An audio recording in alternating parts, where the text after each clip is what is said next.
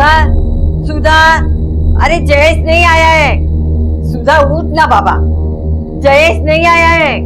भाई खाई को इतना चिल्ला रही है, पूरे चाल को उठाएगी क्या? बेटा नहीं आया, बेटा नहीं आया। अरे बाबा जयेश नहीं आया है। उसको फोन लगा उसको, देख ले कहाँ है। रुक मैं देखती हूँ।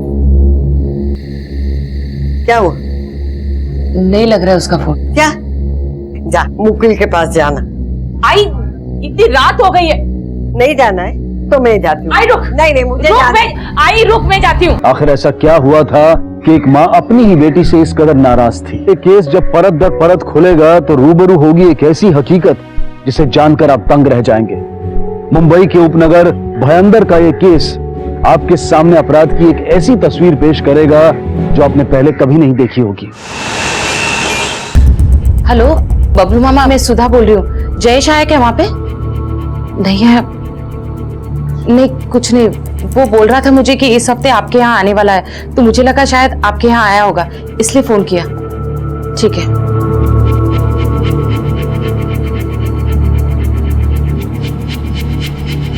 वो वहां पे भी नहीं है। अरे क्या हुआ, मिला? नहीं। कुछ पता चला?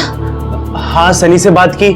वो कह रहा था कि जयेश भाई कल शाम को 6 बजे वहां से निकल गए थे, और मैंने बाकी दोस्तों से भी पूछा, किसी को कुछ नहीं पता है। मुझे बिना बताए आज तक वो कभी बाहर नहीं गया। आई शांत हो। आई, मैं तो कहता हूँ आप लोग पुलिस के पास जाओ, मैं 1-2 जगह और देखता हूँ। जयेश गणेशपुरी नाम है साहब, उसका खुद का जिम है और उसी जिम में वो ट्रेनर भी है।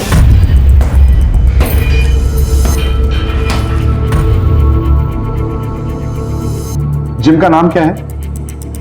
एक्सरसाइज ऐसा ही कुछ नाम है साहब। साहब वो कल सुबह से जिम गया है, अभी तक नहीं लौटा, और हमें बताया भी नहीं कि वो कहाँ जा रहा है। फोन भी नहीं किया और अब उसका फोन भी नहीं लग रहा था। हमने लगभग सारे दोस्तों को पूछ लिया, लेकिन किसी को भी नहीं पता कि जयेश गया कहाँ है। ऐसा कभी हुआ नहीं है साहब। एक ही लड़का है मेरा, पूरी घर की जिम्मेदारी उसके ऊपर है साहब। फोटो लाए हैं उसका? हाँ साहब।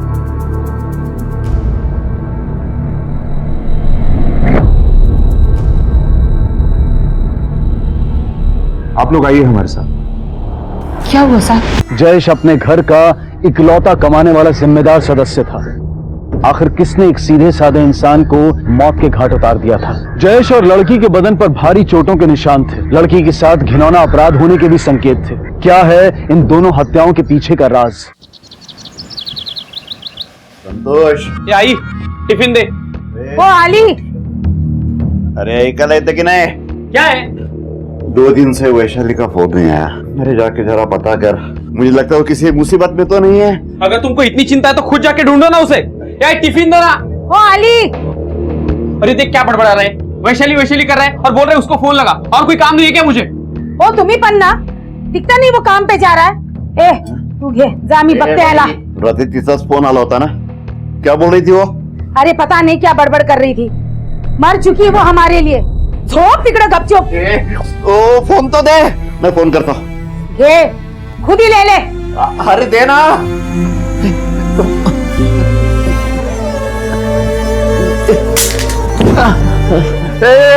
गिर गया मैं, उछले उठा मुझे।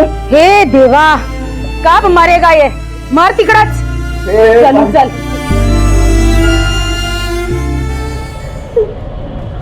देखिए, मैं समझ सकता हूं कि पूछताछ करने के लिए ठीक टाइम नहीं, लेकिन आपने बताया था कि जयेश की अपनी जिम थी जहां वो खुद ही ट्रेनर था।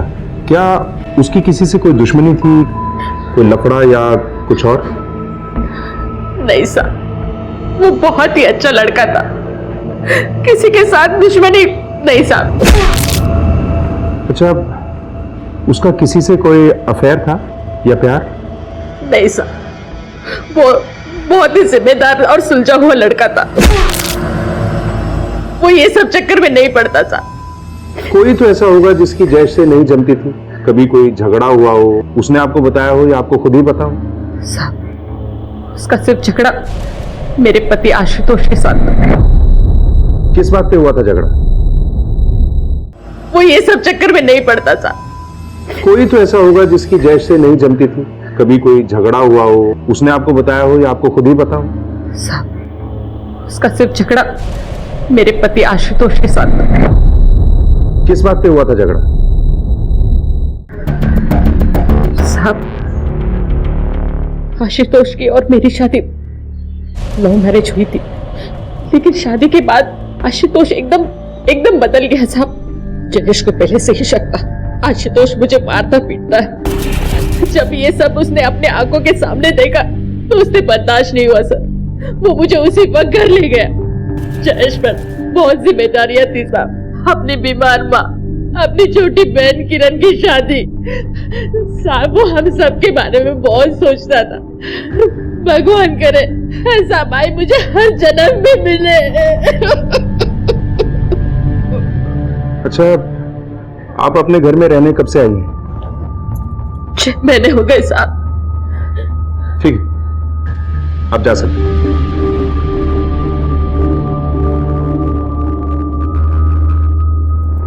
निशानदार, इस आशुतोष की कुंडली निकालो। सुधा ने जो बताया उससे यह लगता है कि आशुतोष एक शॉर्ट टेम्पर्ड आदमी है और उसके पास मोटिव भी है जयेश को मारने का, क्योंकि जयेश सुधा को अपने घर ले आया था। सर लेकिन अगर मारना ही होता तो 6 महीने इंतजार क्यों करता, उसी वक्त कुछ कर देता।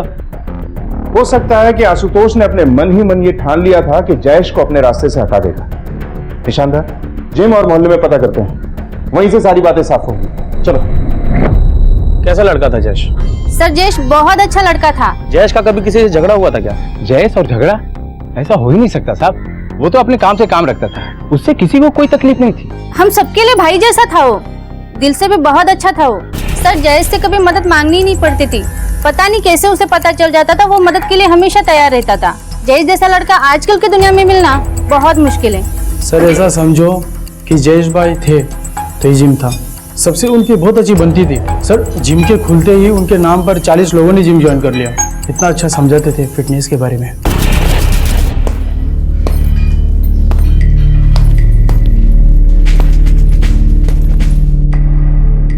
हाँ ऐसे नहीं, full focus full energy. Okay देखो, हमें बॉडी के हिसाब से नहीं बल्कि बॉडी को अपने हिसाब से रखना चाहिए। You know what Pinky, fitness is the first step toward success. अगर तुम सही तरीके से एक्सरसाइज करोगी, फोकस्ड रहोगी तो हमेशा फिट रहोगी। पोस्टमार्टम रिपोर्ट से काफी कुछ क्लियर हो जाएगा। इन लोगों से पूछताछ से जयेश की जिंदगी का एक पहलू हमारे सामने आ चुका है, लेकिन उसकी जिंदगी का कोई दूसरा पहलू जरूर है जो अभी तक सामने आना बाकी है। सर शुरुआती पोस्टमार्टम रिपोर्ट के हिसाब से जयेश की मौत ब्रेन हेमरेज से हुई है, और सर जिस तरह की चोट है उसे देख के लगता है कि इसे घात लगाकर मारा गया होगा। हो सकता है किसी से पुरानी दुश्मनी रही हो। अब तक की इन्वेस्टिगेशन में सभी ने जयेश की तारीफ की है, बस एक आशुतोष है जिससे जयेश की नहीं बनी।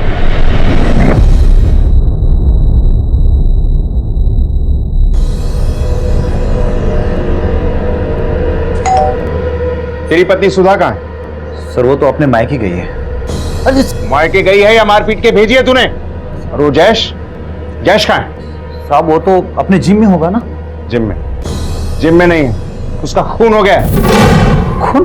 हाँ, और ये भोलेपन की एक्टिंग मत कर हमारे सामने, समझा? हमें सब पता है। सच सच बोल, तेरा लफड़ा हुआ था ना जयेश के साथ? तूने ही मारा है ना उसे? मैंने जयेश को नहीं मारा साहब। सर बहुत दिन से तो मैं उससे मिला भी नहीं हूँ। मिला नहीं तो क्या हुआ? उसके नाम की सुपारी दी होगी किसी को।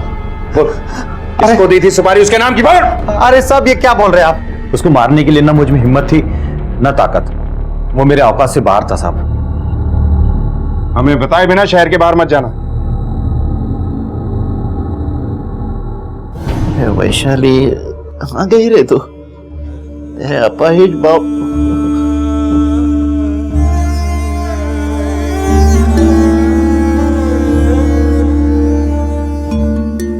पापा, हाँ पापा ये देखिए। अरे 2 महीने लगे लेकिन आखिर ट्रस्ट वालों ने दे ही दिया। अब टेंशन की कोई बात नहीं है। पूरा दिन ऐसे लेटे लेटे उब जाते हैं ना, पर अब कोई टेंशन नहीं है। मैं आपको रोज इस पे घुमाऊंगी और एक बार मेरी नौकरी लग जाए आपको अपने साथ लेके जाऊंगी। बेटा चिंता मत कर, वो है ना मेरा बाप्पा, हे गणपति बाप्पा, सुखी रखेगा तेरे को बेटा। बाबा क्या रखती है तू? ए वैशाली, ए वैशाली। इसकी फोटो आसपास के सभी पुलिस स्टेशन में सर्कुलेट करो और आसपास के मंदिरों में इसकी फोटो दिखाकर पूछताछ करो। आसपास की बस्तियों में भी पूछो, शायद कोई इसे जानता हो। और बॉडी को पोस्टमार्टम के लिए भेजो। सर।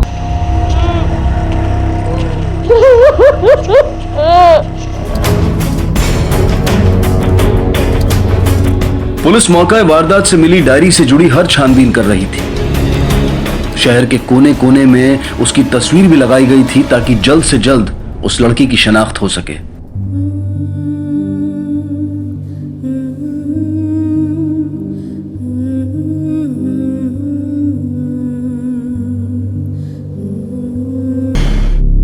सर, जैश की पोस्टमार्टम रिपोर्ट तैयार है। डॉक्टर का फोन आया था, आपसे बात करना चाहता हूं। चलो।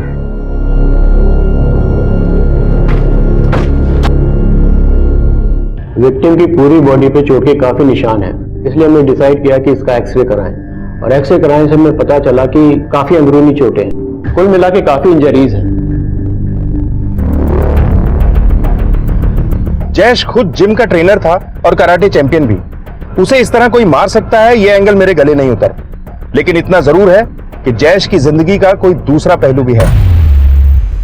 साहब, नारियल तो देखा होगा आपने। अपना जैश भी एकदम नारियल माफी की था, ऊपर से एकदम सख्त और अंदर से नर्म। साहब, झगड़ा तो दूर की बात, कभी किसी को पलटकर जवाब भी नहीं दिया। हुकुम, तुम जैश के सबसे करीबी थे। कभी कोई ऐसी बात जो जैश ने तुम्हें बताई हो या तुमने खुद नोटिस की हो? साहब, ऐसा कुछ तो हुआ नहीं था, लेकिन हाँ, एक चीज नोटिस की थी साहब, वो मैसेज में बात करता था मोबाइल। क्या हुआ?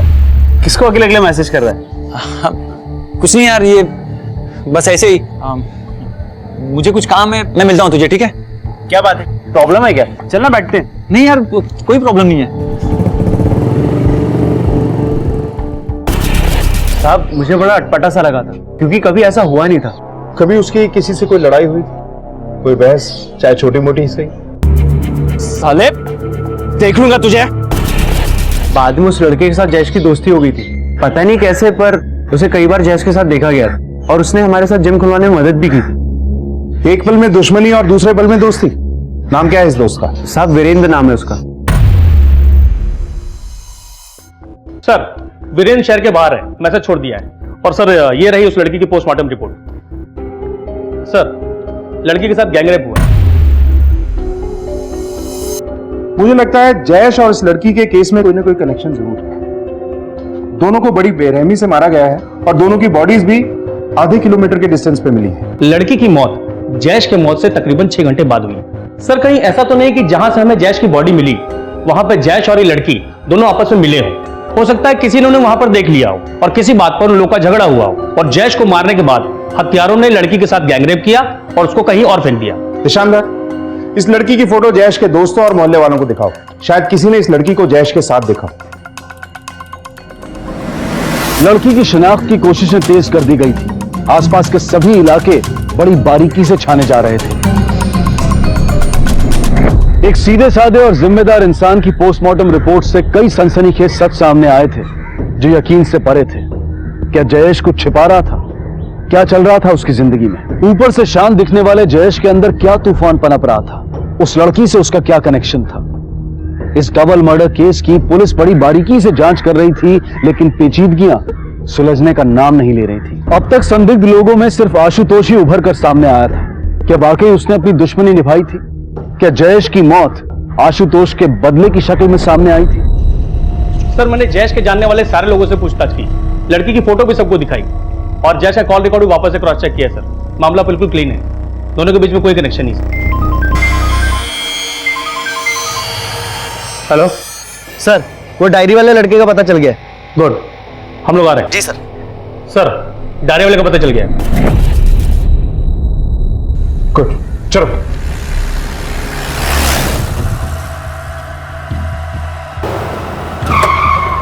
सर वो रहे दोनों। रुक चलो, रुक।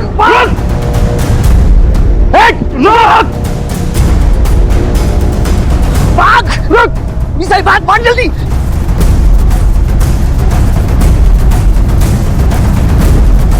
भाग जल्दी, भाग। रुको, रुको।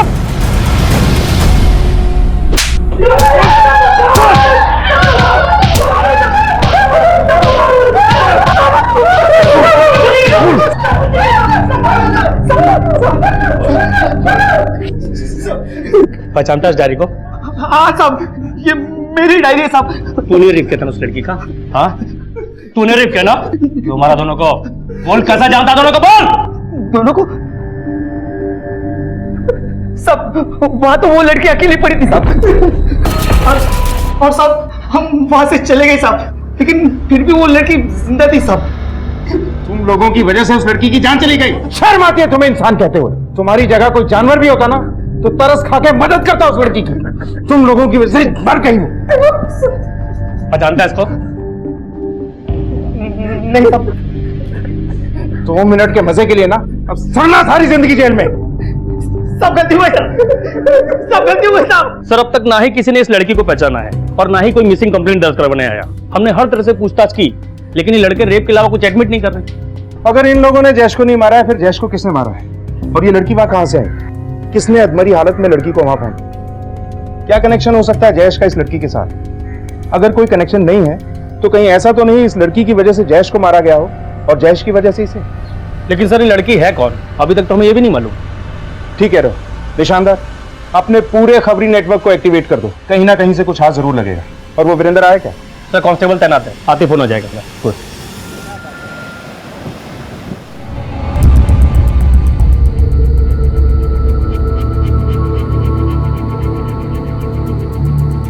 तू आजकल फोन पे ज्यादा चिपकने लगी है। तुझे क्या मतलब है? तो अपने काम से काम रखना। क्या बोली? यही कि तू अपने काम से काम रख, मेरी जिंदगी में ज्यादा दखल मत दे, समझी? तेरा दिमाग है ना ज्यादा चलने लगा है। अगर जयेश होता ना तो इस ढंग से मेरे से बात नहीं करती तू। आई जयेश के साथ मृत पाई जाने वाली लड़की का अब तक कोई सुराग नहीं मिला था। पुलिस पूरी शिद्दत से उसके परिवार तक पहुंचने की कोशिश कर रही थी। सर, जयेश की मां गुजर गई। कैसे? दिल का दौरा पड़ा था। अपने बेटे की मौत का सदमा लगा होगा उन्हें। हेलो, ठीक है सर। वीरेंद्र, जिससे जयेश का झगड़ा हुआ था, वो आ गया। चलो।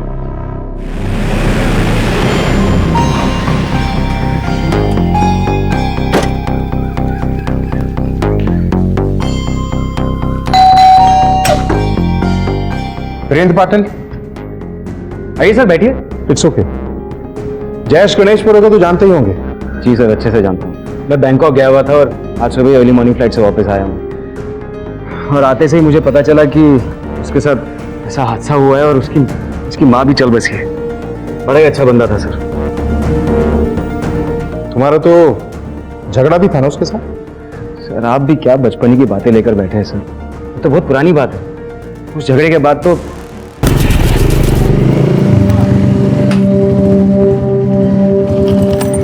सॉरी यार, कल गुस्से में कुछ ज्यादा ही। कुछ दिल पे मत लेना यार। एक्चुअली तू सही था, मैं गलत था। It's okay. मुझे दुश्मनी नहीं पालनी। दुश्मनी का तो कोई सवाल ही नहीं है।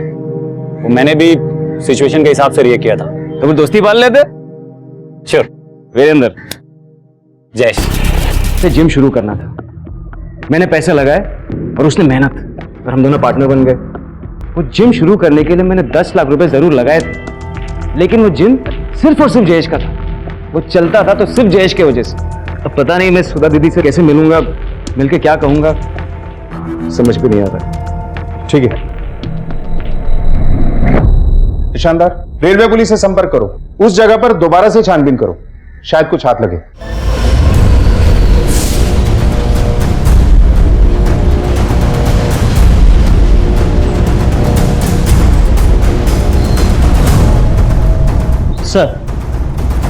सर रेलवे ट्रैक के पास ये बैग मिला है और बैग में ये आईडी थी। आखिरकार उस लड़की के बारे में उन्हें पता चल गया। उसका नाम सामने आया, वैशाली। तो क्या पुलिस को उनके सारे सवालों के जवाब मिल जाएंगे? क्या जयेश और इस लड़की का कनेक्शन सामने आ जाएगा?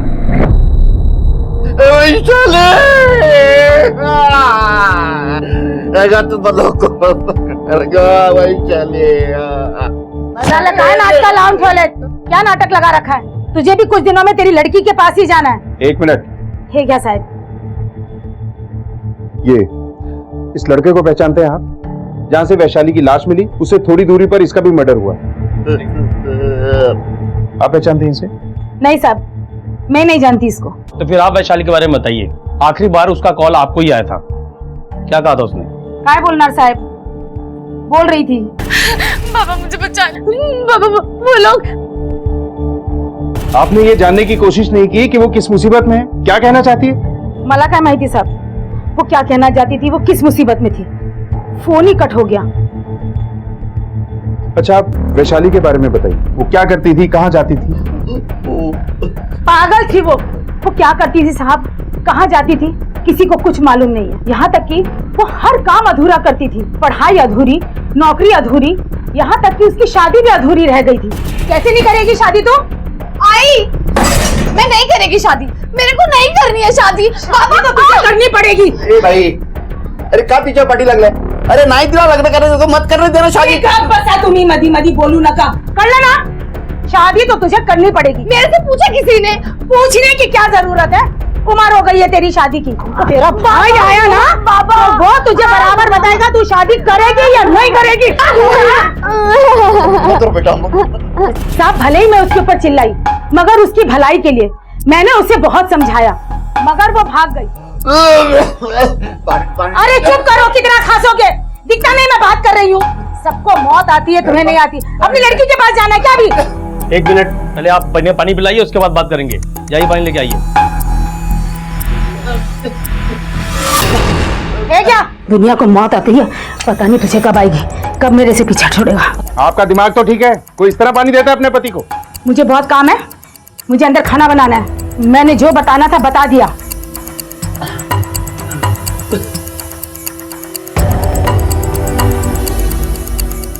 आप वैशाली के बारे में कुछ बताना चाहते थे? जी सर, सर मेरी बेटी बहुत अच्छी थी, लेकिन ये दोनों माँ और बेटे उसको बहुत मारते थे साहब, उसको बेचना चाहते थे साहब। क्यों रे? आई बोल रही थी तू शादी नहीं करेगी, नहीं करेगी शादी, तू नहीं करेगी, नहीं करेगी। बहुत हिम्मत है ये तेरे में, अभी पर काटता हूँ तेरे में। उसी दिन रात को वो मेरे पास आई। बाबा बाबा मेरे को नहीं करनी है शादी, और उस आदमी से तो बिल्कुल भी नहीं। बाबा कुछ कीजिए ना। तो मेरे पास कुछ थोड़े बहुत पैसे थे, मैंने उसको दे दिया तो कहा जा यहाँ से तू। जयेश और वैशाली को बुरी तरह से टॉर्चर करके मारा गया था। जयेश का दूसरा पहलू सामने आ गया था, जहां एक तरफ उसकी साफ सुथरी छवि थी, वहीं दूसरी तरफ बिल्कुल उससे उलट मारपीट, लड़ाई झगड़े के किस्से। जयेश के बदन पर वो घाव, वो इंजरीज किस तरफ इशारा कर रहे थे? जयेश के मामले में ना तो अब तक कोई लव अफेयर का एंगल सामने आया था और ना ही किसी गहरी दुश्मनी का। वैशाली की मौत की गुत्थी भी अब तक अनसुलझी थी, जिसे सुलझाने में पुलिस को नाकों चने चबाने पड़ रहे थे। लेकिन इन दोनों ही केसेस में पुलिस पूरे संयम के साथ अपनी कोशिश कर रही थी। सर, वैशाली के कॉल रिकॉर्ड से पता चला है कि उसकी सबसे ज्यादा बातचीत किसी रुखसाना नाम की लड़की से होती थी। सोशल नेटवर्किंग साइट पे काफी सारी फोटोग्राफ्स हैं दोनों की। बुलाओ सर। सर, अच्छा बताइए, उसका किसी के साथ कोई अफेयर था या किसी से कोई दुश्मनी? सर उसके दुश्मन तो उसके माँ और भाई थे, बाकी वो बहुत कैरिंग और अच्छी लड़की थी सर। रुखसाना, मेरा पहला cheque Vaishali Shirke 12,000 only. Finally मिल गया तेरा पहला चेक। अब तो एक काम कर, जल्दी से शादी कर ले। नहीं यार, 12,000 में क्या होगा? अभी तो पहले मुझे जल्द से जल्द पापा को यहाँ लेके आना है, फिर उसके बाद कोई समझने वाला लड़का मिला तो कर लेंगे शादी भी। सब अपने बाबा के लिए बहुत इमोशनल थी सर, हम सबकी मदद करती थी, कोई उसे मदद मांगे तो कोई मना नहीं करती थी सर। अच्छा, उसका कोई बॉयफ्रेंड था? इसे जानती हो? नहीं सर, मैं ऐसा नहीं जानती सर। उसका कोई बॉयफ्रेंड भी नहीं था सर। ठीक है, आप जा सकती हैं। क्यों मारा वैशाली को, और उस रात तू कहाँ था? सर, मैंने नहीं मारा है उसे, मैं तो उस रात अपने दोस्त के घर पर था। झूठ मत कर। नहीं सर, मैं झूठ नहीं बोल रहा हूँ, आई शपथ। कौन है ये दोस्त, कहाँ रहता है? रहता है नहीं, रहती है। रहती है मतलब? लड़की है, उसका नाम गीता है सर। मैं गीता से शादी करना चाहता हूँ, लेकिन वो अमीर घर से है, इसलिए पैसे कमाने के लिए दुबई जाना चाहता हूँ, और एजेंट को पैसे भी देने थे, इसलिए। पैसे नहीं थे हमारे पास, तभी वैशाली का शादी का रिश्ता आ गया। वो लोग पैसे देने के लिए तैयार थे, उम्र में बड़ा था वो उससे। लेकिन वैशाली किसी भी कीमत पर मानने के लिए राजी नहीं थी सर। अरे साहेब, मरना था तो कम से कम शादी तो करके मर जाती, अपने भाई की जिंदगी संवार जाती। पगली कहीं की। शर्म आती है तुम जैसे लोगों को देखकर। तुम लोगों ने तो रिश्तों की परिभाषा ही बदल दी। इससे गीता का एड्रेस लो और उसे लेके आओ। यस सर, उस रात संतोष मेरे साथ ही था। ये बात सच है कि हम दोनों शादी करना चाहते हैं, लेकिन मेरे माँ बाप संतोष को अपनाने के लिए तैयार नहीं है। सर ये रुखसाना तो जयेश के बारे में कुछ जानती नहीं है, और उधर जयेश के घर वाले और दोस्त वैशाली के बारे में कुछ नहीं जानते। सर मैंने दोनों के कॉल रिकॉर्ड को बारीकी से चेक किया, दोनों के बीच में कभी कोई कॉल और मैसेजिंग नहीं हुई। फैक्ट्स और इन्वेस्टिगेशन के हिसाब से दोनों के बीच में कोई संबंध नहीं है, लेकिन अगर हमें जरा सा भी शक हो तो चेक जरूर करना चाहिए। जयेश का पूरा घर दोबारा छान मारते हैं, शायद कुछ हाथ लगे। सर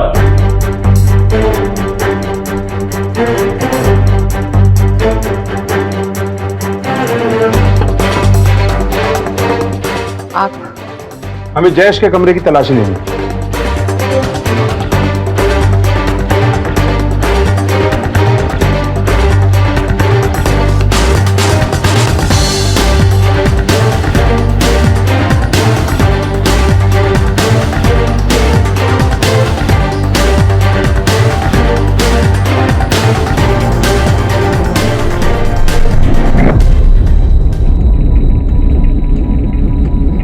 फ्लैट की खरीदारी के पेपर्स 15 लाख। जयेश ने 15 लाख रुपए का फ्लैट खरीदा था। जयेश ने आपको बताया कि ये 15 लाख रुपए वो कहां से लाया था? नहीं साहब, मुझे इसके बारे में नहीं मालूम। आपकी बहन किरण कहाँ है? उसने शादी कर ली है, वो घाटकोपर में रहती है। नवीन एस्टेट एजेंट, थैंक यू। जी हाँ सर, फ्लैट के सारे पैसे उसने कैश में दिया था और वो रजिस्ट्रेशन के लिए आने भी वाला था, मगर आया नहीं, पता नहीं। इतना कैश? पता लगाना होगा कि उसने किसी से उधार लिया था क्या? सर हो सकता है किसी से उधार लिया और उसी चक्कर में सब खून हुआ। लेकिन बैंक अकाउंट वेरिफिकेशन में ऐसी कोई बात सामने नहीं आई। इतना बड़ा कैश उसे उधार दे कौन सकता है? मिस्टर वीरेन, जयेश आपका दोस्त था। आपने उसे घर खरीदने के लिए 15 लाख रुपए दिए या नहीं दिए? सर मैंने आपसे कहा था ना सर कि मैंने उसे सिर्फ जिम शुरू करने के लिए 10 लाख रुपए दिए थे। उसने कभी मुझसे फ्लैट खरीदने के लिए तो पैसे मांगे ही नहीं। मांगे होते तो शायद दे भी देता सर। कितना पैसा लगाया तुमने जिम पर? तुम पार्टनर भी थे, तो कोई रिटर्न एग्रीमेंट, कोई कॉन्ट्रैक्ट साइन नहीं किया? हम दोनों तो दोस्त थे सर, और मेरे लिए इतना ही काफी था। हम दोनों तो जुबान के बहुत पक्के थे। वैसे भी हमारा सारा कारोबार तो जुबान पे ही चलता है ना सर। ठीक है, जाओ। Thank you sir.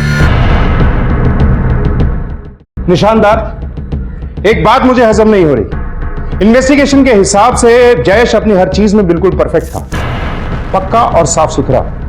हर चीज को रिटर्न में लेता था वो। फिर इस जिम के लिए ना तो उसने कोई कॉन्ट्रैक्ट साइन किया और ना ही कोई एग्रीमेंट, और 15 लाख रुपए कैश। सर मुझे तो इस वीरेंद्र पे शक हो रहा है, क्योंकि बिना हिसाब किताब के लेन देन यही करता है। ये वीरेंद्र जरूर कुछ ना कुछ हमसे छिपा रहा है। अपना एक कांस्टेबल सिविल ड्रेस में 24 घंटे इसके पीछे रखो, इसकी हर मोमेंट पे नजर रखो। सर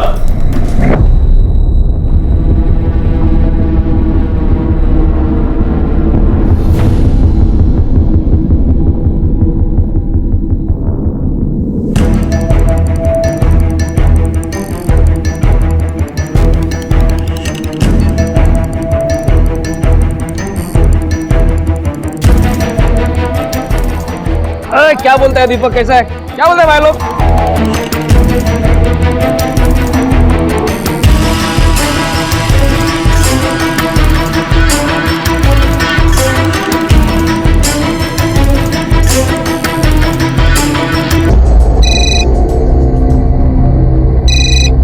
हेलो,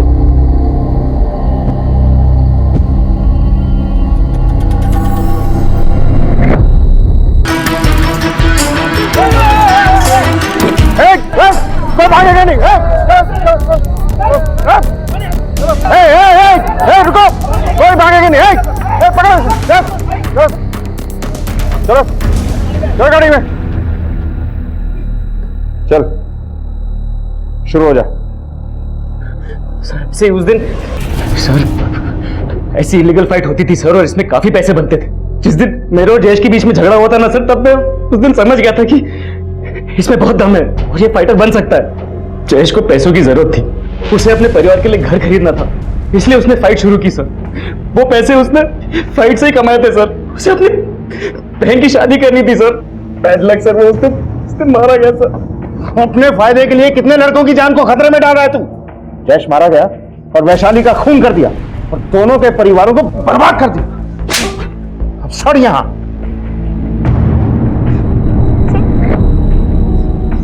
पैसा कमाने के नए नए तरीके हमेशा से ही आजमाए जाते रहे हैं, लेकिन इस होड़ में कई ऐसे मामले भी सामने आए हैं जहां इंसान की जिंदगी को खतरा हो सकता है। ऐसे अपराध न सिर्फ जुर्म को बढ़ावा देते हैं बल्कि इंसानियत के लिए भी खतरा है। नौजवानों से हमारी गुजारिश है कि वो इस तरह के खतरनाक खेल ना खेलें। जयेश ने अपनी जिम्मेदारियों को निभाने के लिए गलत तरीका चुना, जिसमें वो कामयाब तो हुआ लेकिन उसका सुख पाने के लिए वो जिंदा नहीं बचा। वैशाली की मां ने वैशाली को कभी अपनी बेटी समझा ही नहीं, उसे सिर्फ अपने बेटे से प्यार था। अगर उसने अपनी बेटी में वो विश्वास जगाया होता, उसका साथ दिया होता, तो आज वैशाली जिंदा होती और उसका सहारा बनती। जिंदगी अनमोल है, इसे बेकार में ना गवाएं। इसी विचार के साथ अब मैं अनूप सोनी आपसे विदा लेता हूं। फिर मुलाकात होगी अगले एपिसोड में एक और चौंका देने वाले केस के साथ। तब तक अपना और अपने परिवार का ख्याल रखें और देखते रहें क्राइम पेट्रोल डायल 100। सबक एक को सीख हम सबको। जय हिंद।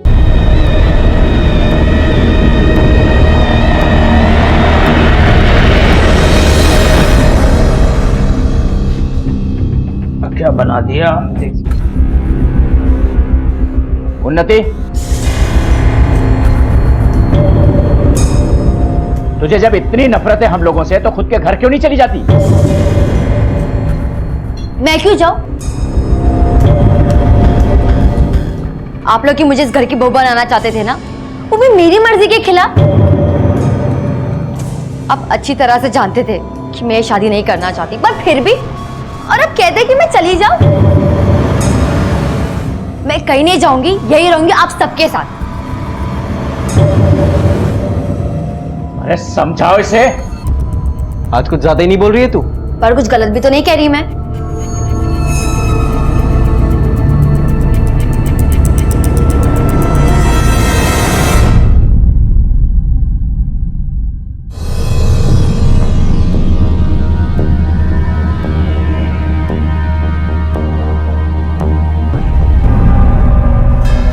वो मार्केट गया था तो सोचा आपके लिए थोड़े सेब ले लूं।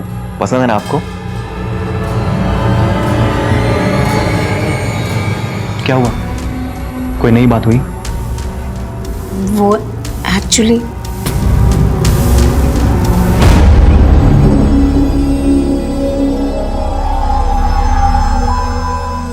उन्नति, वो फ्रूट्स फ्रिज में रख देना। जब तुम मेरा साथ नहीं देती तो मैं तुम्हारी मदद क्यों करूं? क्योंकि तुम मुझे गलत करने को बोल रही हो और मैं गलत नहीं कर सकती। मैंने तुम्हें कुछ गलत करने के लिए नहीं कहा है। मेरी टीना को केक बहुत पसंद है ना? हाँ,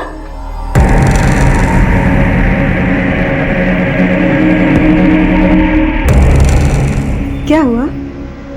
कुछ नहीं।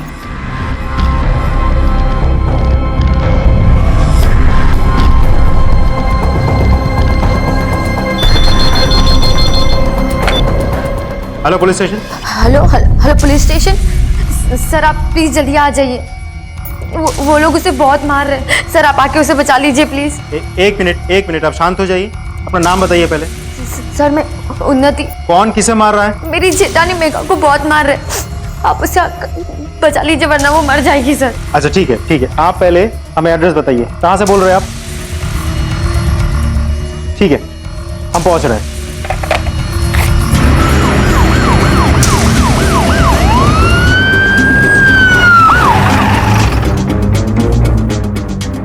हाँ जी, आपने फोन किया था? यस सर, चलिए आप। जैसे पता चला मैंने आपको कॉल किया तो उन्होंने मारना बंद कर दिया। चलिए।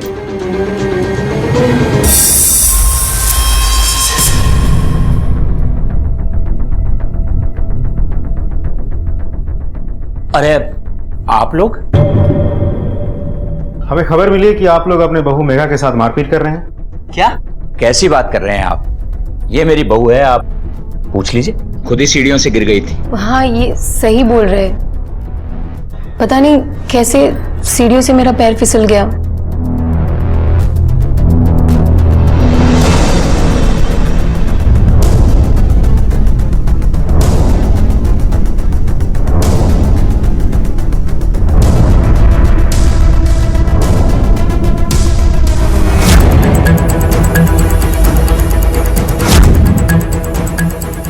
यहाँ कोई मुंह नहीं खोलेगा। अगर आपको सच जानना है ना, वो विष्णु की बहन से पूछिए, वो यही रहती है उनके घर में ऊपर वाले माले पे।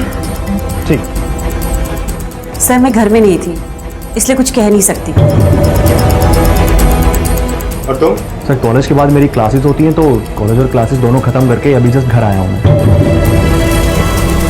एक दिन अचानक महाराष्ट्र के नासिक जिले की पुलिस को एक फोन आता है, जहां उन्नति अपनी जेठानी के साथ हो रही घरेलू हिंसा के बारे में उन्हें बताती है। लेकिन जब पुलिस उन्नति की जेठानी मेघा से पूछताछ करने पहुंचती है, तो मेघा इस बात से साफ इनकार करती है। क्या सच में मेघा का पति विवेक और उसके घर वाले मेघा के साथ मारपीट कर रहे थे? और अगर ऐसा था, तो फिर पुलिस के सामने झूठ बोलकर मेघा ने अपने ससुराल वालों को क्यों बचाया? क्या उन्नति किसी खास वजह से मेघा के साथ हो रही घरेलू हिंसा की झूठी कहानियां बना रही थी? आखिर क्या था इस पूरे मामले के पीछे का सच, और कौन बोल रहा था झूठ? ठीक है, हम कुछ करते हैं। सर, फिर से उस उन्नति का कॉल है। कह रही हैं कि वो लोग फिर से आज मेघा के साथ मारपीट कर रहे हैं। वो डोमेस्टिक वायलेंस वाला केस? जी सर। चलो देखते हैं। सर,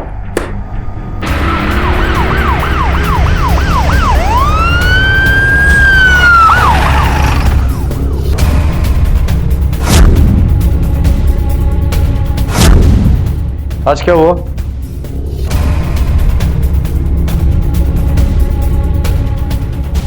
दीदी कब तक सहती रहोगी आप? अरे अब तो कुछ बोल दो, सच बताओ इनको आप। सर वो मास्क पहने चोर आ गया था घर में, मुझे पता ही नहीं चला उसने कब मुझ पर हमला किया। मैं उसका चेहरा तक नहीं देख पाई। दीदी क्यों झूठ बोल रही हो आप? क्यों इन सबको बचाना चाहते हो? क्या मिलेगा आपको इससे? सर मैं आपको सच बताती हूँ, ये झूठ बोल रही है। इनके हस्बैंड ने किया ये सब। क्या? वरना आप खुद बताइए, अगर कोई चोर आता तो कोई चोरी क्यों नहीं हुई घर में? अरे हमें क्या पता सर, मुझे लगता है वो डर गया होगा, इसलिए हमला करने के बाद भाग गया। हाँ सर, पक्का वो चोर ही था। भला घर वाले ऐसा क्यों करेंगे? मेरे समझ में नहीं आ रहा, क्यों बचा रही इन लोगों को? बस बंद करो अपनी बकवास, ये सब हमें फंसाने के लिए कर रही हो ना तुम? आपको ऐसा क्यों लगता है कि ये सब फंसाने के लिए कर रही है? इसकी शादी इसकी मर्जी के खिलाफ हुई थी, जब से घर में आई है तब से ऐसे ही तमाशे करती रहती। मैं तो खुद इसके खिलाफ पुलिस में रिपोर्ट करना चाहता था, हम सबको सताने के लिए।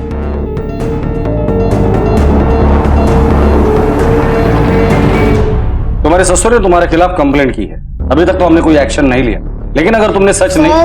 मैं सच बोल रही हूँ, मेरे जेठ विवेक ने किया ये सब, वहाँ कोई चोर नहीं था। विष्णु जी ने कंप्लेंट की थी कि आप इस शादी के खिलाफ थी, क्या ये सच है? सर मेरी शादी अभी 3 महीने पहले हुई है।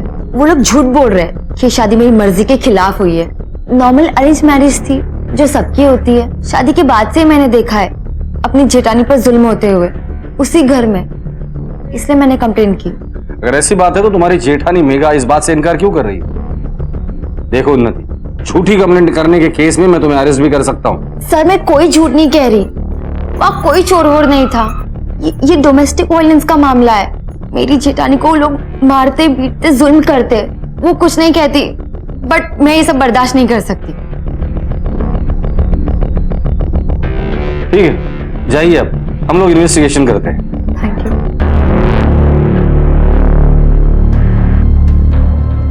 सर कहीं ऐसा तो नहीं कि ये सब सिर्फ उन्नति के दिमाग का खेल है? असल में ऐसा कुछ हुआ ही नहीं। हो सकता है कि उन्नति सच बोल रही है, लेकिन अगर वो झूठ बोल रही है, कामड़े इस उन्नति की कुंडली निकाले। Yes sir. क्या एक बहू इस हद तक जा सकती है कि वो अपने ही घर वालों के खिलाफ झूठा केस करे? क्या उन्नति अपने ससुराल वालों से बदला ले रही थी, या फिर वो सच कह रही थी? ऐसे कई सवाल थे पुलिस के सामने, और पुलिस इस केस को लेकर काफी सचेत थी, क्योंकि ये केस जितना आसान दिखाई दे रहा था, उससे कहीं ज्यादा मुश्किल था।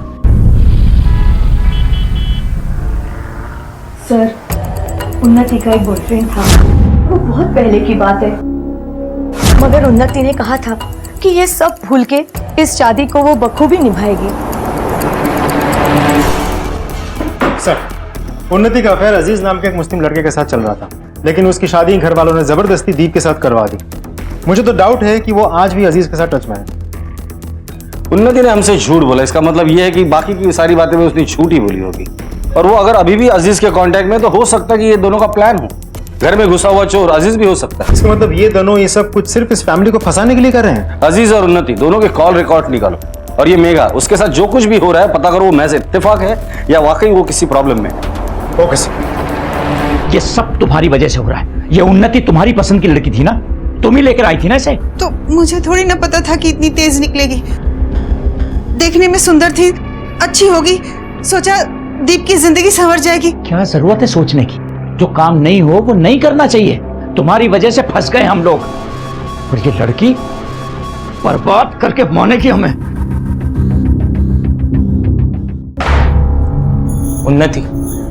उन्नति सुनो ना, कितने दिन ऐसे चलेगा?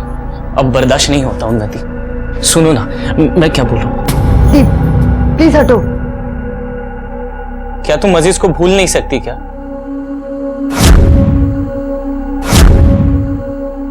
क्या तुम अब भी उसके टच में हो?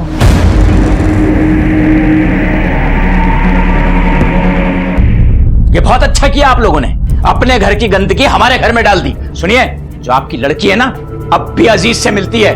अब नहीं हो पाएगा हमसे। अपनी लड़की अपने घर रखिए। अगर वो अजीज से मिलती है तो ये आपकी कमजोरी है, उसको आप संभाल के रखिए, क्योंकि वो आपकी बहू है, हमारी जिम्मेदारी नहीं है। इसलिए आपको जो करना है खुद कीजिए।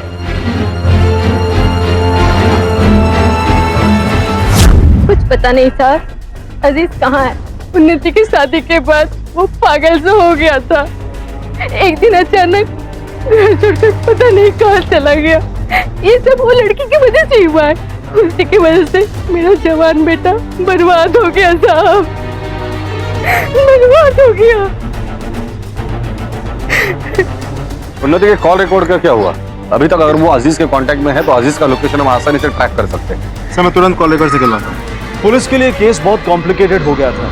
उन्हें समझ में नहीं आ रहा था कि उन्नति सच कह रही है या फिर ड्रामा कर रही है। उन्होंने उन्नति के कॉल रिकॉर्ड्स चेक किए, लेकिन उसके अजीज के साथ संपर्क में होने का कोई भी सुराग उन्हें नहीं मिला। इधर उन्नति के ससुराल वालों ने उन्नति के खिलाफ दर्ज किया हुआ केस वापस ले लिया। ऐसा लग रहा था कि ये तहकीकात अब एक डेड एंड पर पहुंच चुकी है। पर 1 महीने के बाद फिर से इस केस को एक नई दिशा मिली। कुछ नहीं हुआ बेटा, जल्दी ठीक हो जाएगी मम्मा। सर, आपने मेरी बात का विश्वास नहीं किया था ना? अब आप जाके देखिए क्या हो गया। मेघा दीदी की हालत बहुत बुरी है, उन्हें कुछ भी हो सकता है। वो प्रेग्नेंट भी है। अगर उन्हें कुछ हो गया ना, उसकी जिम्मेदार आप भी होंगे सर। चलो चलो।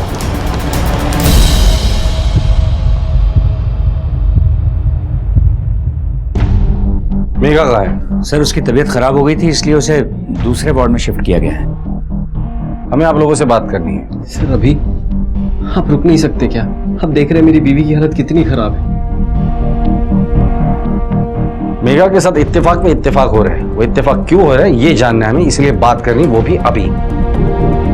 आप लोग हमें बेवकूफ समझने की गलती भी मत करना। ऐसी बात नहीं है सर। तो क्या बात है? आप लोग हमारे आने से इतने परेशान क्यों हैं? हमें तो बस इतना ही जानना है कि मेघा के साथ ये बार बार क्या हो रहा है।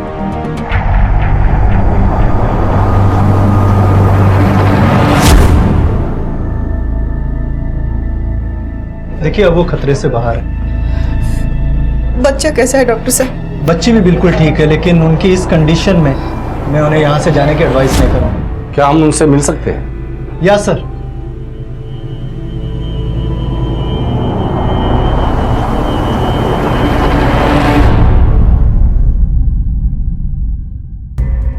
सर, मेघा, किसी से भी डरने की कोई जरूरत नहीं है। जो कुछ भी हुआ है सच सच बता दो। सर, मैं किसी से क्यों डरूंगी? फिर से वो मास्क वाला ही चोर था जिसने मुझ पे हमला किया। फिर से मास्क वाला चोर? इस बार उसका चेहरा देखा था तुम? सर, उसने मास्क पहना हुआ था तो मैं उसका चेहरा नहीं देख पाई। कद काटी कैसे? मुझसे कुछ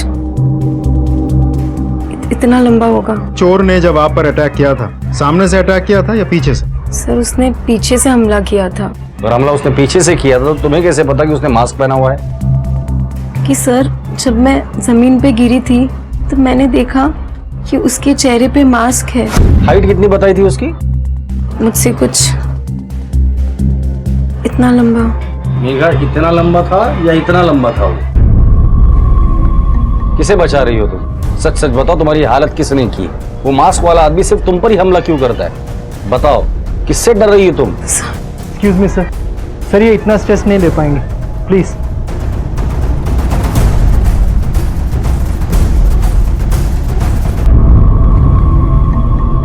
सब ठीक हो जाए।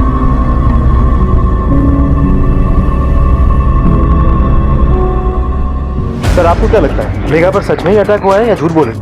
यही तो मैं भी सोच रहा हूँ। अगर वो झूठ बोल रही है तो वो झूठ बोलकर किसे बचा रही है? वो भी ऐसे शख्स को जिसने उसकी ये हालत कर दी। सर ऐसा तो नहीं कि मेघा भी उन पतिव्रता औरतों में से है जो पति के सारे जुल्म सह लेती है लेकिन मुंह नहीं खोलती। हो सकता है कि वो सच बोल रही है, लेकिन अगर वो सच बोल रही है फिर ये मास्क वाला आदमी कौन है? सर इस मास्क के पीछे उन्नति या बाकी के परिवार में से तो कोई नहीं है। सबसे पहले अजीज जिस बिल में छुप कर बैठे ना उसे बाहर निकालो। तो ये मेघा का बैकग्राउंड चेक करो। Okay sir. काफी, ये केस जितना दिखता है उतना आसान है नहीं। Yes sir.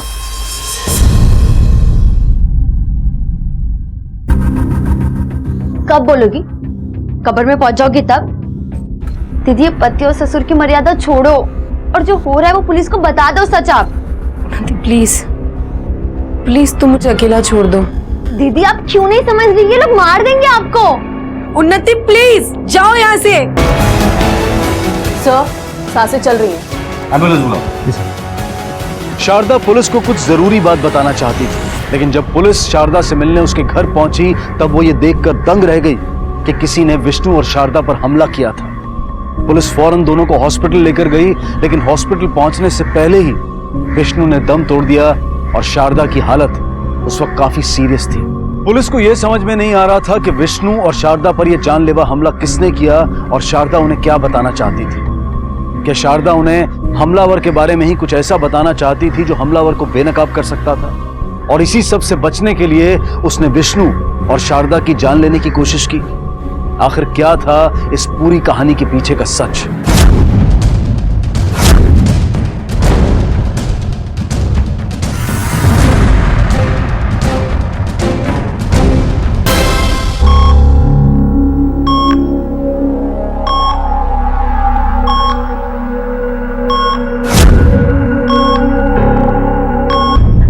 हे भगवान, ये क्या हो गया? संभालो अपने आप को। दीदी कैसी हैं? डॉक्टर ने क्या बोला? कुछ नहीं कहा डॉक्टर। समझ में नहीं आ रहा कि वो कौन है जो शारदा और विष्णु दोनों को ही मारना चाहता था। शारदा इस वक्त जिंदगी और मौत के बीच उलझी हुई है, पर उसका स्टेटमेंट लेना बहुत जरूरी है। कामरे, शारदा के बच्चे और रागिणी इन दोनों से पूछताछ करो और आस पड़ोस में भी पूछताछ करो, शायद किसी ने कुछ देखा हो। Okay sir.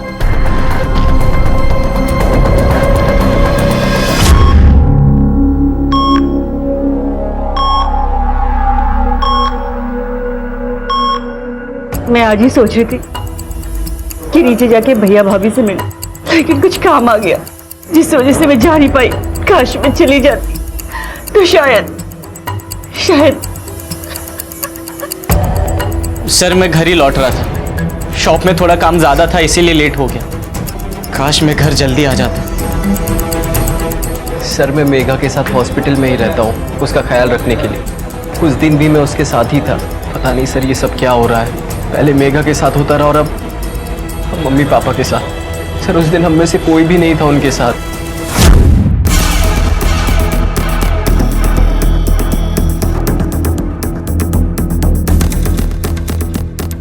सर मर्डर के वक्त उन्नति हॉस्पिटल के पास वाले कॉफी शॉप में थी। हो सकता है कि ये मर्डर उन्होंने किसी से करवाया हो, शायद अजीज से, क्योंकि उन्नति अपने पति से छुटकारा पाना चाहती थी और ये बात शारदा को पता चल गई हो। पता लगा। अब कैसी तबीयत है आपकी? थोड़ा दर्द हो रहा है, पता नहीं मेरे बच्चे की क्या हालत होगी। कुछ नहीं होगा, डॉक्टर ने बोला वो बिल्कुल ठीक है। लेकिन कोई इंटरनल इंजरी हुई तो? सब ठीक हो जाएगा। सर अजीज के बारे में खबर है। तुम लोगों में से अजीज कौन है? कौन है अजीज? कह रहे अजीज, नशा करने का बहुत शौक है ना तुझे? चल तेरा नशा उतार पूरा हो जा।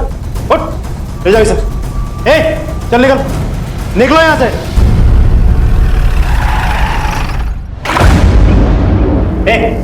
खड़ा करो इसको, खड़ा रहा सीधा। नशा उतरा ये और खातिरदारी करे। तूने शारदा को मारने की कोशिश की क्योंकि उन्हें तेरे और उन्नति के बारे में कुछ पता चल गया था, और तभी वह विष्णु आ गया और तूने उसे भी मार दिया। चल मुंह खोल, बोल। मालूम है, पिछले कई महीनों से मैं शहर में नहीं था। कैसे ही सब कुछ करूंगा सर? वैसे भी जब से उन्नति की शादी हुई है मैं उससे मिला तक नहीं, हमारी कोई भी बात भी नहीं हुई। उसकी शादी के बाद से ही मैं नशे में डूब गया। आप चाहे तो अड्डे पर पूछ सकते हैं, मेरा सारा समय अड्डे पर ही कटता था। अब मेरा यकीन कीजिए, मैं सच बोल रहा हूँ। इस बार यकीन करते थे, लेकिन शहर के बाहर कदम रखने के बारे में सोचना भी मत। जब इसका नशा उतर जाए छोड़ देना इसे। छोटी बहू उन्नति बड़ी बहू मेघा के ऊपर हो रहे अत्याचार के बारे में कंप्लेंट करती है। उन्नति का पास्ट रिकॉर्ड देखते हुए वो झूठी कंप्लेंट भी कर सकती है। बड़ी बहू मेघा डरी हुई से, ऐसा लगता है कि वो कुछ छुपा रही है। शारदा हमें फोन करके बताती है कि उसे कुछ हमें बताना है, और तभी उन लोगों पर हमला हो जाता है। कामड़े, वो कौन सी कड़ी है जो हमसे छूट रही है? मुझे लगता है इन फैमिलीज के कॉल रिकॉर्ड्स दोबारा से चेक करने पड़ेंगे।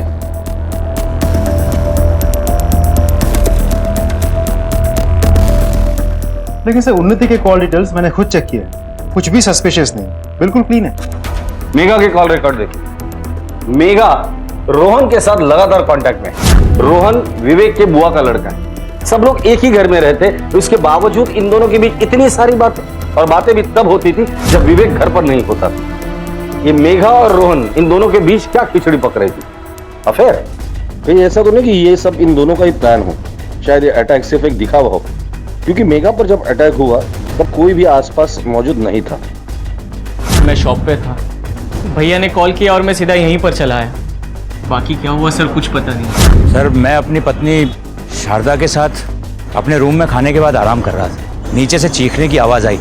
हाँ सर, वो बहुत तड़प रही थी, होश में थी नहीं तो कैसे कुछ बोलती, इसलिए हमें पता ही नहीं चला कि ये सब किसने किया। सर, मैं उस वक्त घर पे नहीं थी, बट मैं 100% श्योर ये उनके पति ने ही किया होगा।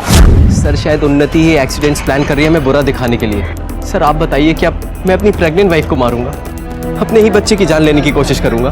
हो सकता है सर, और इन दोनों के रिश्ते की भनक सास ससुर को लग गई हो और दोनों ने मिलकर मर्डर किया है या करवाया है। आप बैठो, मैं कुछ खाने के लिए लेके आता हूँ आपके लिए। बैठो।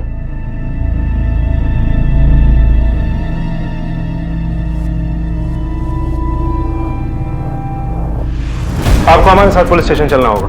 पुलिस स्टेशन पर क्यों? आपसे कुछ पूछताछ करनी है, इन्हें ले जाओ। मेघा के पेट में जो बच्चा है उसका बाप तू है ना?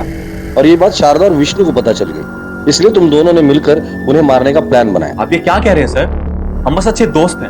उन्हें कोई ऐसा चाहिए था जिसके साथ वो अपने दिल की बात कह सके। सर आप कैसे कह सकते हो कि मेरा रोहन के साथ अफेयर है? मैं अपने हस्बैंड के साथ बहुत लॉयल हूँ। मैं अपने सास ससुर को मारने के बारे में सोच भी नहीं सकती। हमें बेवकूफ समझने की गलती करना भी मत। अगर मेघा के बच्चे का डीएनए टेस्ट करवाए ना, तो उससे पता चल जाएगा कि उसका असली बाप कौन है, और तब दूध का दूध और पानी का पानी हो जाएगा। आपको जो समझना है समझिए, लेकिन ये बच्चा मेरे पति का ही है। वैसे तो आप लोग दिखाने की बहुत कोशिश करते रहते हैं कि न जाने इस घर में सबके लिए सबको कितना प्यार है। अगर ऐसा ही है तो अपने दिल की बात बताने के लिए किसी बाहरी इंसान की जरूरत क्यों आ पड़ी? क्योंकि विवेक भैया और मामा जी उनके साथ मारपीट करते थे, टॉर्चर करते थे उन्हें, और ये हर दिन की कहानी है। इसलिए वो मेरे साथ अपनी बातें शेयर करती थी। वो सच बताने से डरती है ये बताने से कि वो लोग उनके साथ क्या क्या करते थे। मैंने उन्हें कई बार कहा कि आप डरो मत, आप जो भी बात है पुलिस वालों को सब सच बता दो, वरना मैं बता दूं। पर वो हर बार मुझे रोकते थे। मुझे उनकी बहुत चिंता होती थी सर। मैं उनकी बहुत रिस्पेक्ट करता हूँ, पर हमारा और उनका रिश्ता सिर्फ एक दोस्त के जैसा है और कुछ नहीं। इसका मतलब उन्नति सब सच बोल रही थी। उन्नति ने तो शुरू से ही सच कहा था। उस दिन भी घर पे चोर नहीं आया था, वो मेरे पति थे। मेरे पति ही हमेशा मुझे मारते पीटते हैं। मेरे पति ने मुझे डराया, धमकाया कि मैं किसी को कुछ ना कहूँ। सर मैं आपको बता नहीं सकती हूँ, इस घर में छोटी छोटी गलतियों के लिए मैंने कितना कुछ सहा है। आगे की पूछताछ में पुलिस के सामने जो बातें निकल कर आई उससे साफ हो रहा था कि विवेक अपनी पत्नी मेघा के साथ मारपीट करता था, लेकिन कुछ बातें अब भी पुलिस के गले नहीं उतर रही थी। इधर पुलिस के हाथ अब तक कोई सुराग नहीं लगा था। मर्डर वेपन पर भी सभी घर वालों की उंगलियों के निशान थे, इसलिए किसी एक को ब्लेम नहीं किया जा सकता था। पुलिस के लिए समझना थोड़ा मुश्किल हो रहा था कि इस केस में हत्यारे का मकसद क्या हो सकता था। मुझे बहुत डर लग रहा है, पता नहीं क्या होगा। विवेक को पता चल गया तो? बस दीदी, देखिए थोड़ा डर तो मुझे भी लग रहा है, बट कोई बात नहीं, हमने सही कदम उठाया।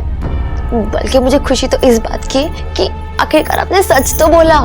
हाँ, मुझ में इतनी हिम्मत सिर्फ तुम्हारी वजह से आई है। तुमने हमेशा मेरी हेल्प करने की कोशिश की और मैं। दीदी इट्स ओके, देर से ही पे, बट आप में हिम्मत तो आई है ना। थैंक यू सो मच उन्नति।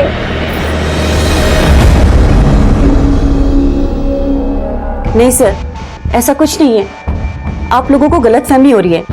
मेघा और रोहन के बीच में ऐसा कुछ नहीं है। खुद पाला है उसे मैंने उसे औरतों की इज्जत करना सिखाया है, इसीलिए वो मेघा को सपोर्ट करता है।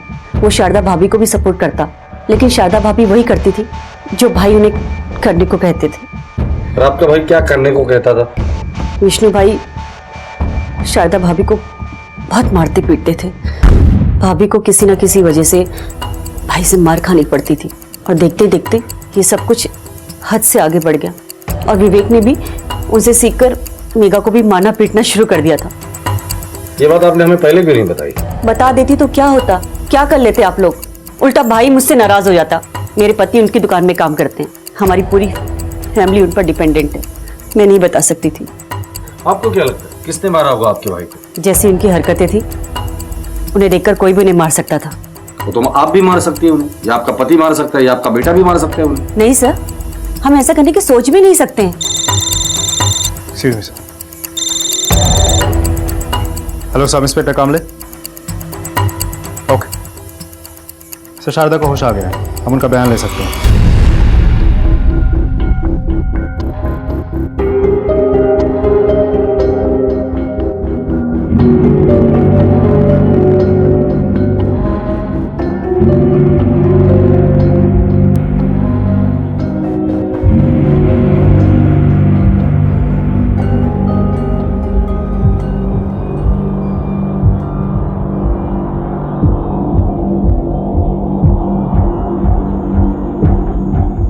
ये कहाँ है?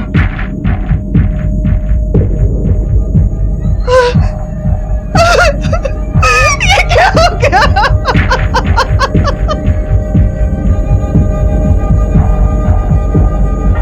ये कैसे हो गया? शारदा जी, आप पर ये हमला किसने किया? मुझे नहीं पता कौन था। अटैक सामने से हुआ और आपने चेहरा नहीं देखा? मैंने देखा नहीं। शारदा जी, आपने उस दिन हमें कॉल किया था। हेलो सर, मुझे आपको एक सच्चाई बतानी है। आप मेरे घर आ सकते हैं? आप कुछ हमें बताना चाहती थी, क्या बताना चाहती थी? मुझे याद नहीं। सर, कहीं शारदा किसी को बचाने की कोशिश तो नहीं कर रही है? हो सकता है, पर किसे? हो सकता है अपने बेटों को या अपने भाई को। वैसे अंदर की एक बात पता चली है, अर्जुन ने विष्णु से 25 लाख रुपए उधार लिया था, लेकिन अब वो पैसे वापस नहीं कर पा। पर वो अपनी बहन पर हमला क्यों करेगा? हो सकता है शारदा ने अर्जुन को विष्णु को मारते हुए देख लिया था। अर्जुन से बात करनी चाहिए। हाँ सर, मैंने उनसे पैसे लिए थे। और पैसे लौटाने ना पड़े इसलिए तुमने उन्हें मार डाला है। नहीं सर, मैं भला अपने जीजा का मर्डर क्यों करूँगा, वो भी तब जब मैं उन्हें पैसे लौटाने वाला था। लेकिन इससे पहले कि मैं उन्हें पैसे लौटाता उनका मर्डर हो गया सर। आप चाहे तो मेरे बैंक अकाउंट चेक कर सकते हैं सर, मैंने उनके लिए पैसे रखे थे। और सर, आपकी जानकारी के लिए बता दो कि हॉस्पिटल का सारा खर्चा मैं ही उठा रहा हूँ सर। ये तो साफ था कि किसी परिवार वाले ने ही विष्णु का कत्ल और शारदा पर जानलेवा हमला किया था, लेकिन ये समझ में नहीं आ रहा था कि शारदा अब तक खामोश क्यों थी। क्या वो किसी अपने को बचा रही थी? पुलिस अब एक डेड एंड पर पहुंच चुकी थी, क्योंकि कॉल रिकॉर्ड्स के अनुसार कोई भी सस्पेक्ट घर के आसपास नहीं था। पुलिस के पास सस्पेक्ट्स की लिस्ट बहुत लंबी थी, लेकिन किसी के भी खिलाफ कोई ठोस सबूत नहीं थे। और अचानक पुलिस को एक नई दिशा तब मिली जब शारदा ने सच बोलने का फैसला किया। शारदा जी, आपने पहले भी हमें फोन किया था, सच बताइए, उस दिन आप हमें क्या बताने वाली थी और ये हमला आप पर किसने किया? मैं उस दिन आप लोगों को बताना चाहती थी कि उन्नति सच बोल रही है। मैं आप लोगों का इंतजार कर रही थी, मेरे हस्बैंड भी घर पे थे। अचानक मेरे बेटे आए और अपने ही बेटों के खिलाफ बोलना इतना आसान नहीं है सर। एक माँ अपने बेटों को जेल जाते हुए कैसे देख सकती? शारदा जी दोबारा सोचिए, क्या वो आपके बेटे ही थे? जी।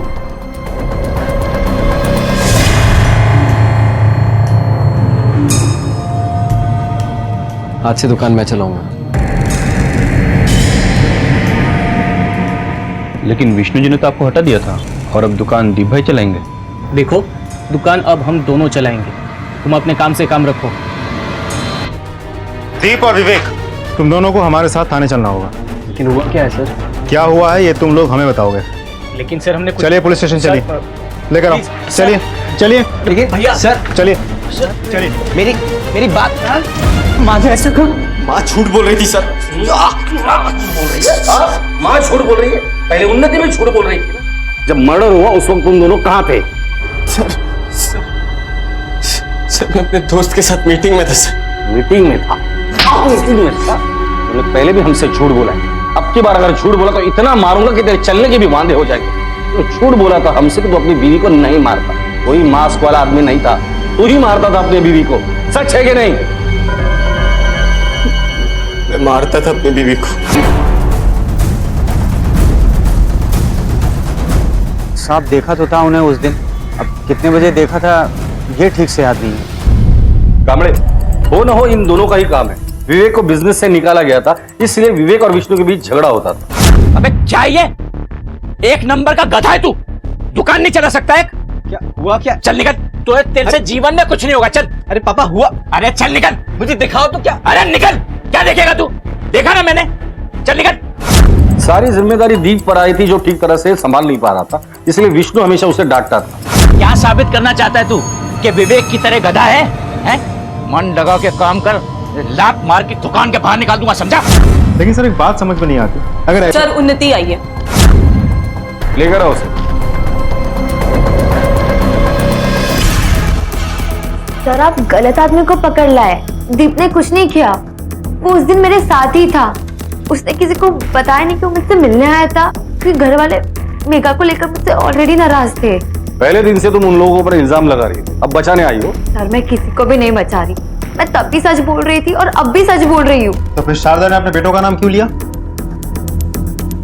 सर मैं वो नहीं जानती, वो शायद झूठ बोल रही है या तो फिर किसी और को बचाना चाहती है, या तो बीमारी की वजह से उन्हें पता नहीं वो क्या बोल रही है।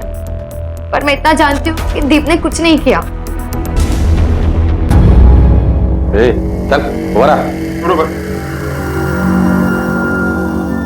मर्डर हुआ उस वक्त तू कहा था? उस वक्त कहा था तू? मारा मैंने? हाथ निकाल, हाथ निकाल।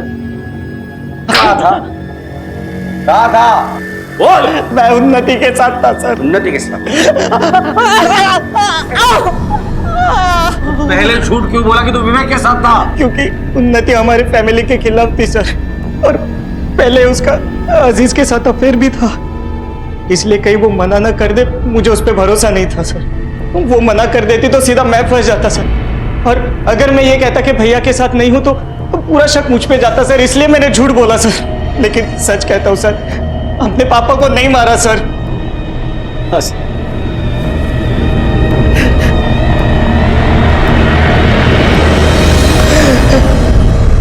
शारदा जी, उन्नति तो कह रही कि उस दिन दीप उसके साथ था, आपने झूठ क्यों कहा हमसे? सर आज मैं घर जा रही हूँ, लेकिन मुझे बिल्कुल अच्छा नहीं लग रहा। मेरे बेटे जेल में है और पति को खो चुकी, फिर भी आप कह रहे हैं कि मैं झूठ बोल रही हूँ। मैं झूठ नहीं बोल रही, और मुझे नहीं पता कि उन्नति दीप को क्यों बचाना चाहती। मैं अपने बच्चों को क्यों फंसाऊंगी? अगर उन्नति सच बोल रही है तो शारदा ने हमसे झूठ क्यों बोला दीप के बारे में? सर कहीं ऐसा तो नहीं कि शारदा विवेक के बारे में भी झूठ बोल रही है? ऐसा भी हो सकता है। फिर हमला किसने किया? क्या वजह है कि शारदा हमसे झूठ बोल रही? वो कौन शख्स है जिसे बचाने के लिए शारदा अपने बच्चों की बलि चढ़ाने के लिए भी तैयार हो गई?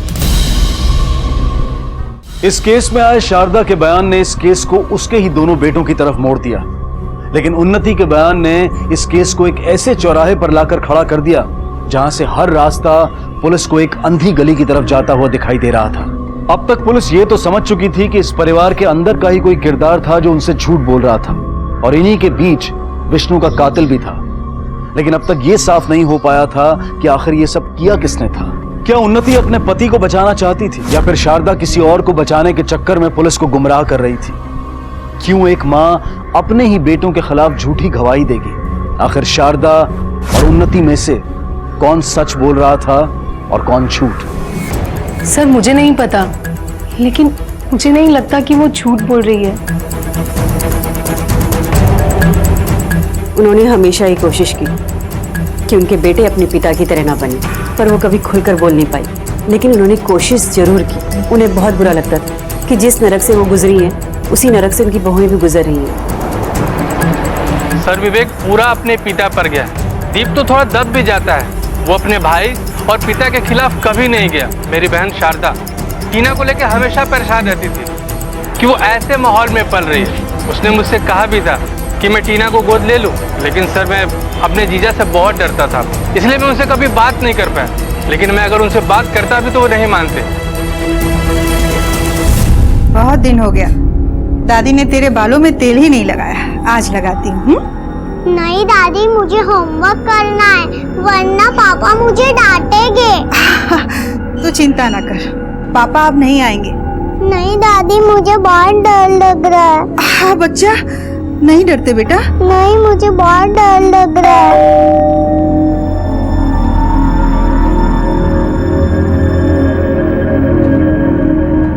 माँ, हमें आपकी पोती से कुछ बात करनी है।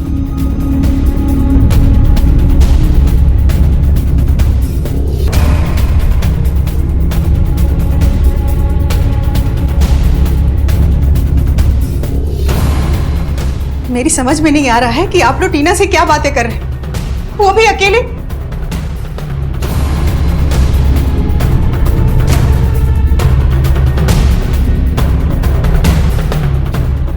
छोटी बच्ची है, डरी रहती है, वो हमेशा मेरे साथ रहती है। मैं क्यों नहीं रह सकती वहां पे? क्योंकि आपके वहां रहते टीना हमें ये नहीं बताती कि आपने ही अपने पति को मार डाला, उसके बाद अपने आप को घायल कर लिया, और टीना से ये कहा था कि ये बात वो किसी से ना कहे। टीना झूठ बोल रही है। टीना बच्ची है, वो झूठ क्यों बोलेगी? मैं कह रही हूँ ना कि टीना झूठ बोल रही है। क्यों झूठ बोलेगी वो? मुझे नहीं पता कि टीना झूठ क्यों बोले, लेकिन झूठ बोल रही है बस। आपने टीना के सामने ही उसे मारा है। टीना थी ही नहीं, मैं उसके सामने ऐसा कुछ कर ही नहीं सकती।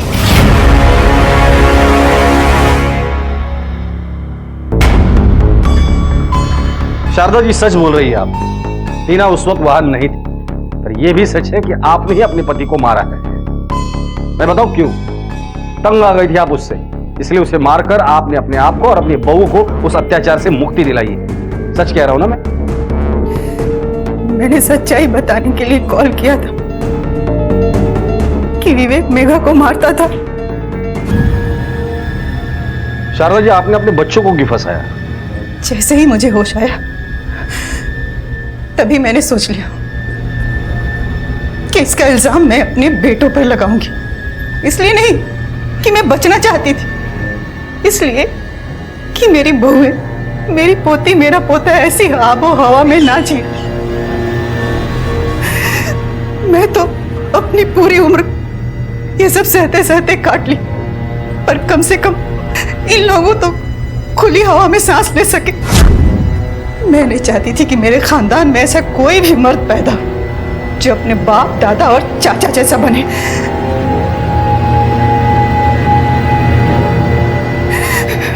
लेकर चलो इन्हें। आखिरकार शारदा ने कबूल किया कि उसने ही अपने पति विष्णु की हत्या की थी। इसके बाद पुलिस ने उसे हत्या और पुलिस को गुमराह करने के जुर्म में गिरफ्तार किया। साथ ही पुलिस ने विवेक को भी घरेलू हिंसा के अपराध में गिरफ्तार किया। अनऑफिशियल आंकड़ों के मुताबिक हिंदुस्तान में हर 3 महिलाओं में से 2 महिलाएं घरेलू हिंसा का शिकार होती हैं, लेकिन इनमें से सिर्फ 1% मामले कानूनी तौर पर सामने आते हैं। जहां एक तरफ नारी सशक्तिकरण को बढ़ावा देने के लिए विमेंस डे आज एक पर्व का रूप ले चुका है, वहीं दूसरी तरफ घरेलू हिंसा के ये आंकड़े हमारे समाज के झूठे नकाब की पोल खोलते हैं। शारदा अपने पति विष्णु से प्यार करती थी और कहीं ना कहीं उसने यह स्वीकार कर लिया था कि डर और हिंसा भी प्यार का ही एक हिस्सा है। कुछ लोग प्यार में एक दूसरे का इस्तेमाल करते हैं, शोषण करते हैं, लेकिन वो ये भूल जाते हैं कि प्यार एक खूबसूरत एहसास है। और ऐसी एक अनोखी तर्ज पर प्यार का खूबसूरत एहसास दिलाने आ रही है बिट्टू और मुन्नी की एक नई प्रेम कहानी। देखिए धारावाहिक जाट की जुगनी 3 अप्रैल से सोमवार से शुक्रवार रात 8:30 बजे सिर्फ सोनी टीवी पर। इसी विचार के साथ अब मैं अनूप सोनी आपसे विदा लेता हूं। फिर मुलाकात होगी अगले एपिसोड में एक और चौंका देने वाले केस के साथ। तब तक अपना और अपने परिवार का ख्याल रखें और देखते रहें क्राइम पेट्रोल डायल 100। सबक एक को सीख हम सबको। जय। इस तरह के और भी एपिसोड देखने के लिए हमारे चैनल को सब्सक्राइब करें और बेल आइकन दबाना ना भूलें।